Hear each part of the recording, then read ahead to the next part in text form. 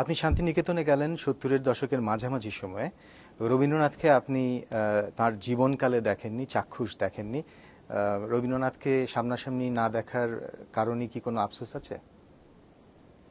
না, রবীন্দ্রনাথকে রবীন্দ্রনাথকে আমাদের প্রজন্মে তো কেউই দেখেনি, তাই বলে কি রবীন্দ্রনাথ এখন তো সমানভাবে বিরাজিত আমাদের মধ্যে। কারণ রবীন্দ্রনাথ তার শিল্পে, সাহিত্যে, সঙ্গীতে, কর্মে, চিন্তায়, দর্শনে আমাদের মধ্যে তো সবসময় আমাদের ৭০-এর যে গণ আন্দোলন বা আমাদের যে মুক্তিযুদ্ধ, সেই সময় তো রবীন্দ্রনাথ তো ছিলেন না, কিন্তু না থেকেও আমাদের মধ্যে এত এত প্রকটভাবে ছিলেন যে রবীন্দ্রনাথ সবসময় আমাদের সাথে আছেন।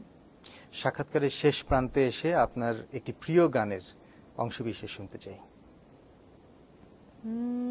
শুনিল সাগরে শ্যামল কিনারে, দেখেছি পথে যেতে তুলনাহীন রে,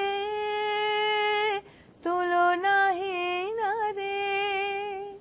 শুনিল সাগরে শ্যামল কিনারে, দেখেছি পথে যেতে তুলনাহীন রে, তুলনাহীন রে। রেজওয়ানা চৌধুরী বন্যা, আপনি আমাদের স্টুডিওতে এসেছেন, আমাদের সময় দিয়েছেন, আপনাকে অনেক ধন্যবাদ।